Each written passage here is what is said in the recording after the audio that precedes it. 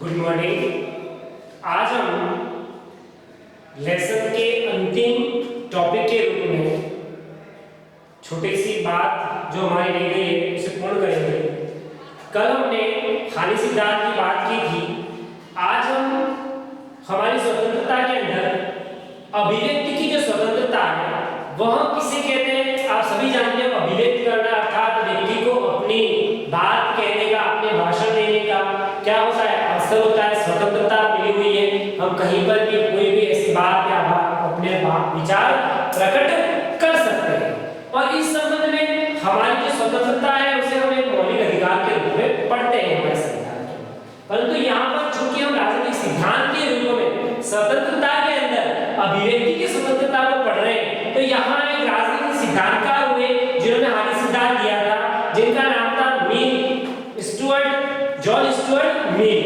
अब इसी मिल के द्वारा क्या कहा गया, हम ऐसा तो जानते हैं कि अभिव्यक्ति की स्वतंत्रता का अर्थ होता है अहस्तक्षेप का लघुत्तम क्षेत्र, अर्थात जहां पर कम से कम प्रतिबंध हो और ऐसा क्षेत्र ऐसी जहां पर कम से कम, लघुत्तम का मतलब कम, बहुत ही कम प्रतिबंध हो, उसी को हम क्या बोलेंगे, अभिव्यक्ति की स्वतंत्रता। परंतु इसके संबंध में मिल ने क्या माना है कि उसने कहा है कि यह स्वतंत्रता प्रतिबंधित नहीं होनी चाहिए। मिल क्या कह रहे हैं, इस सिद्धांतकार कह रहे हैं कि अभिव्यक्ति की स्वतंत्रता पर प्रतिबंध नहीं होना चाहिए। क्यों नहीं होना चाहिए, इसके बारे में उन्होंने चार कारण बताए। प्रश्न बन सकता है आपके कि अभिव्यक्ति की स्वतंत्रता पर प्रतिबंध कब होनी चाहिए या नहीं होनी चाहिए, ऐसा क्यों? तो इसके संबंध में पहली बात उन्होंने कही कि कोई भी विचार पूरी तरह से गलत नहीं हो सकता, उसमें कहीं न कहीं कोई ना कोई सत्य का अंश छिपा रहता है। इसलिए उनका मानना है कि इस अभिव्यक्ति की स्वतंत्रता पर कोई प्रतिबंध नहीं होना चाहिए।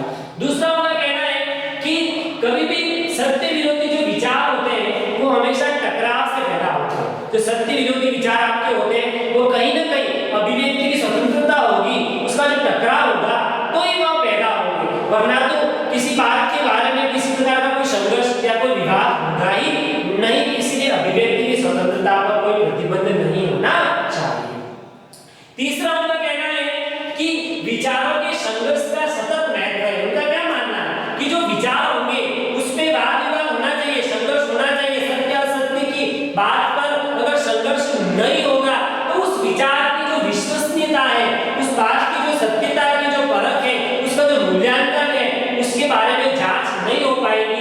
इसलिए विश्वसनीयता सिद्ध करने के लिए ये बात सही है या नहीं है, इसके लिए उनके अंदर संघर्ष होना उसका महत्व बताता है। संघर्ष की सततता अर्थात हमेशा उसके वाद विचार होने चाहिए, किसी की बात को लेकर सत्य या असत्य पर विचार पर संघर्ष होना जरूरी है। उससे उस विचार की विश्वसनीयता बढ़ती है या विश्वसनीयता ज्ञात होती है।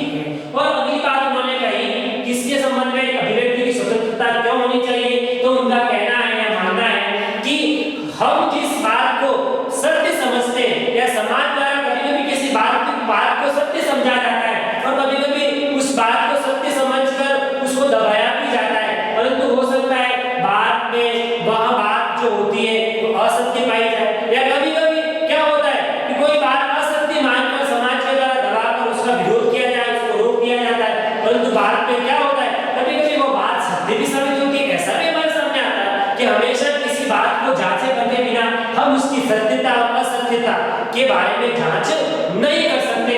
इसलिए इन सभी असुविधाओं से बचने के लिए मिल का मानना है कि अभिव्यक्ति की स्वतंत्रता होनी ही चाहिए या इस पर प्रतिबंध कम या नहीं होने चाहिए।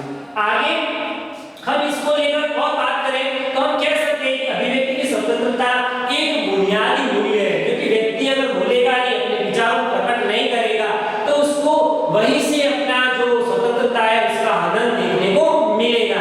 इसलिए कहा है कि स्वतंत्रता का अगर कोई बुनियाद है, अगर उसकी जो आधार है तो वहाँ क्या है, अभिव्यक्ति करना, अभिव्यक्त करना, बोलना।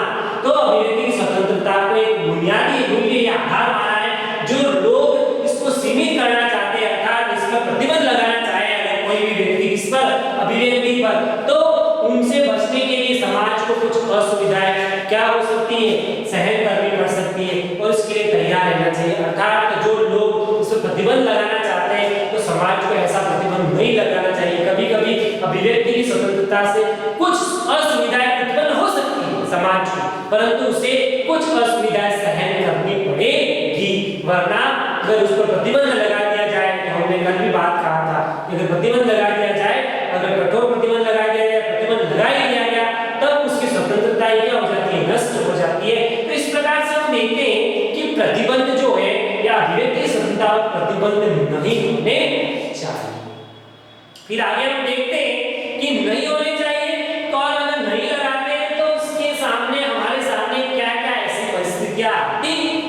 तो हम देखते हैं कि प्रतिबंध लगा दिए गए, अगर स्वतंत्रता पर प्रतिबंध लगा दिए जाते हैं और अगर अभिव्यक्ति स्वतंत्रता पर प्रतिबंध लगा दिए जाते हैं, तो उस समय की स्थिति को या तात्कालिक जो स्थितियां होती हैं उसका समाधान तो हो जाता है, परंतु वास्तविक रूप में उसका कोई समाधान नहीं होता। अब कैसे? तो आपने देखा होगा कि ये जो प्रतिबंध है वह क्या कर देते हैं, एक तरफ लगा दिए जाते हैं, उस समय की समस्या का समाधान कर लेते हैं, परंतु इससे क्या हो जाता है, प्रतिबंध लगाने की आदत विकसित हो जाती है। अब लोग इसी प्रकार का कार्य बार-बार करते रहते हैं। अब जैसे बाईचांस या हम देखते हैं कोई ऐसी धर्म विरोधी कोई फिल्म बन गई, या किसी कोई ऐसा नाटक बन गया, या किसी पत्रकारिता में किसी रिपोर्टर के द्वारा कोई ऐसी न्यूज छप गई, या किसी प्रकार की आपने देखी होगी कोई पुस्तक है जिसके विचार किसी व्यक्ति को पसंद नहीं आए और उसके संबंध में हम देखते हैं ऐसा होता है।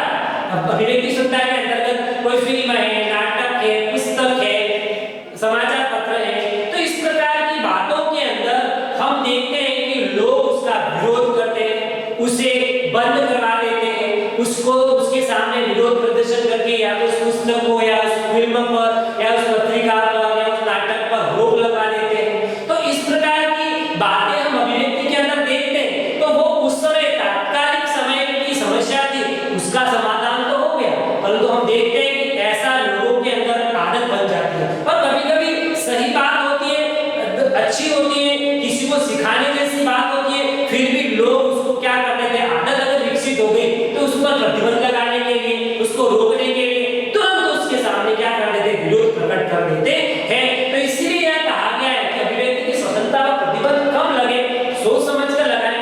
अगर प्रतिबंध लगाने की आदत विकसित हो गई, तब तो कोई भी व्यक्ति अपनी अभिव्यक्ति को, अपनी स्वतंत्रता के अंदर उसको जो अभिव्यक्ति मिली है उसको व्यक्त कर ही नहीं पाएगा, और इसी स्थिति में सत्य और असत्य की विश्वसनीयता क्या हो जाएगी, सफल नहीं हो पाएगी, या उसकी जांच करने में किसी प्रकार का सही बात का भी लोग कहने का मतलब विरोध करेंगे। तो इस प्रकार से हम यहाँ अभिव्यक्ति की स्वतंत्रता की बात करते हैं। ज्यादा उदाहरण मैं नहीं दूंगा, क्योंकि हम यहाँ पर इस प्रकार की बात सिर्फ समझने के लिए करते हैं और आप सभी मेरी बात को समझ रहे होंगे।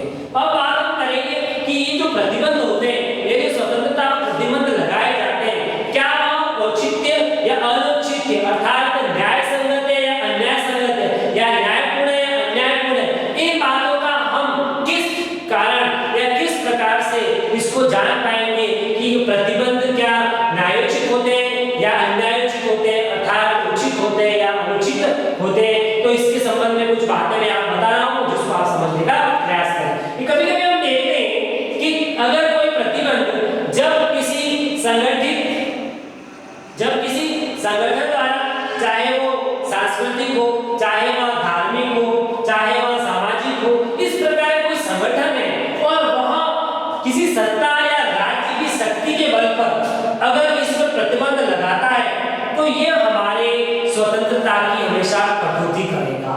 ये हमारी स्वतंत्रता की क्या करेगा, कटौती करेगा, चाहे वो सामाजिक संगठन हो, सांस्कृतिक संगठन हो, धार्मिक संगठन हो, और यह किसी अपनी सत्ता के द्वारा या अपनी किसी शक्ति के द्वारा अगर कोई प्रतिबंध लगाता है, तो वह हमारी स्वतंत्रता की कटौती करेगा, और इसका जो विरोध हम करेंगे या इसका हम विरोध करना भी चाहें तो भी बहुत मुश्किल हो जाएगा, इसका विरोध हम नहीं कर सकते हैं। तो इस प्रकार से ऐसा अगर होता है तो वह हमारे लिए उचित नहीं है। परंतु देखें कि अगर हम कोई प्रतिबंध जो होते हैं हमारे, वह हम स्वेच्छा से उसको स्वीकार कर लेते हैं। कुछ प्रतिबंध हम स्वेच्छा से स्वीकार कर लेते हैं। क्यों कर लेते हैं? क्योंकि उसमें कहीं न कहीं हमारे लक्ष्य हमारी इच्छाएं, हमारी आकांक्षाएं, और हम इन आकांक्षाओं इच्छाओं को पूर्ण करना चाहते हैं और उनको पूर्ण करने के लिए इस प्रकार के प्रतिबंध क्या कर लेते हैं, हम स्वीकार कर लेते हैं। और यह हमारी स्वतंत्रता को सीमित नहीं करता, यह हमारी किसी प्रकार की स्वतंत्रता को सीमित नहीं करता है। जो प्रतिबंध हम स्वतः ही अपनी आकांक्षाओं अर्थात अपनी इच्छाओं को, अपने लक्ष्यों को, अपने उद्देश्यों को पूरा करने के लिए करते हैं, तो और कुछ प्रतिबंध हम पर लग भी जाए तो उसको स्वीकार कर लेते हैं, तो उससे हमारी स्वतंत्रताएं सीमित नहीं होती है, तो वो हमारे लिए औचित्यपूर्ण मानी गई है। और आगे हम देखेंगे कि स्वतंत्रता जो होती है वो हमारे लिए विकल्पों के चुनाव का सामर्थ्य है, अर्थात हमें वह क्षमता देती है जिससे हम विभिन्न प्रकार के विकल्पों का चुनाव कर सकें। इस प्रकार का सामर्थ्य, इस प्रकार की शक्ति किसके अंतर्गत होता है, स्वतंत्रता के अंतर्गत। अर्थात स्वतंत्रता हमारे विकल्पों के चुनाव का सामर्थ्य और क्षमताओं में छिपी होती है कि हमारे पास कितना सामर्थ्य, हमारी क्षमताएं कैसी है, और उसी के अनुरूप हम अपनी स्वतंत्रता की बात कर सकते हैं या बात करते हैं। अतः हम विकल्प चुनते हैं तो हमें अपने कार्यों और परिणामों की जिम्मेदारी भी स्वीकार करनी होगी।